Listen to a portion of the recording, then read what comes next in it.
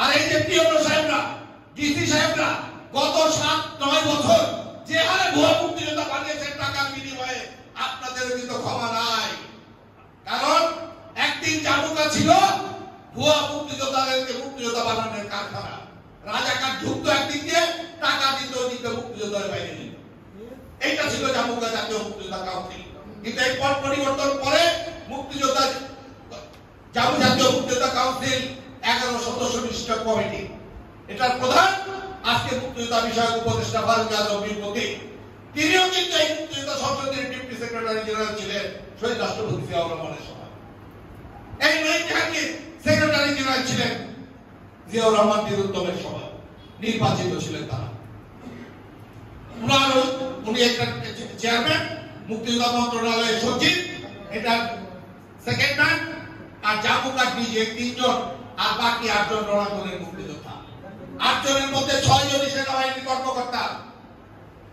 যে লোকটাকে শুধুমাত্র ভারতীয় লুটপাটের বিরুদ্ধে প্রতিবাদ করার কারণে সেক্টর কমান্ডার হওয়ার পরও গ্রেফতার করা হয়েছিল, সেই মেজর এমএজরিনের 2 ক্যাপ্টেন হুদা এই কমিটির সদস্য।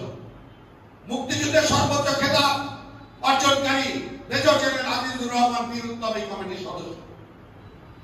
6 জন আর্মি অফিসার যারা অত্যন্ত রিনাউন্ড, সততার পরীক্ষায় পরীক্ষিত, আর 2 জন সিভিলিয়ান, হাবিবুল আলম বীরপতি আর আমি আপনাদের অদব সাদেক আহমেদ খান এই কমিটির মেম্বার। প্রায় এই কয়েকদিনে আমাদেরকে 2 দিন মাত্র আমরা যাচাই বাছাই করার সুযোগ পাই। আগে 2টা টেবিল ছিল, এখন 3টা টেবিল করা হয়েছে।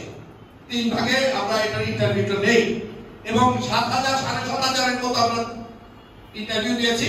তার মধ্যে 80 থেকে 90 ভাগই ভুয়া মুক্তিযোদ্ধা, আমরা তাদের ভাতা বন্ধ করার সুপারিশ করেছি, অনেকে ভাতা বন্ধ হয়েছে।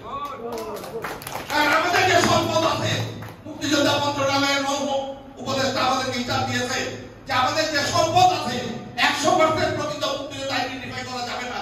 যদি 80-90 ভাগ পায়, তারপরে আমাদের প্রতিটা সদস্য 1 কোটি টাকার উপরে পাবে। এককালীন টাকা দিয়ে দরকার হয় আপনাকে বন্ধ করে। আমরা চিকিৎসা ভাতা উনি নিজে প্রস্তাব করেছেন, অন্তত 5,000 টাকা করে চিকিৎসা ভাতা অতি শীঘ্রই মুক্তিযোদ্ধার নামে বরাদ্দ করার জন্য। আমরা ভিক্ষা চাই না, আমরা সম্মান চাই।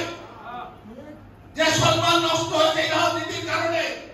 আমরা 71 সালে এই জাতির সর্বশ্রেষ্ঠ সন্তান হিসেবে পিতা মাতার অজান্তে বাড়ি থেকে পালিয়ে যুদ্ধ করেছিলাম, কোন বিনিময় চাই নাই আমরা।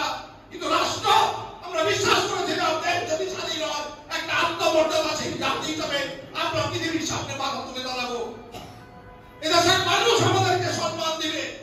কিন্তু গত 54 বছরের রাজনৈতিক ব্যর্থতার কারণে সম্মান তো পেলামই না, আর আজকে অসম্মান নিয়ে এই দুনিয়া থেকে বিদায় হতে হবে, এটা আমরা চাই না, এটা আমাদের কাম্য না।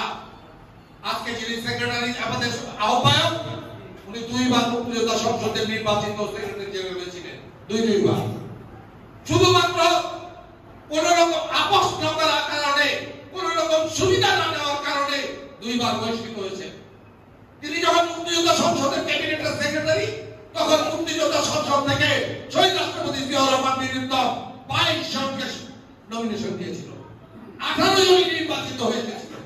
নয়ন জাহাঙ্গীরকে উনি বলেছিলেন যুব মন্ত্রণালয়ের দায়িত্ব নিতে, উনি রাজি হন নাই যে না আমি মন্ত্রী পরিষদে যাব না।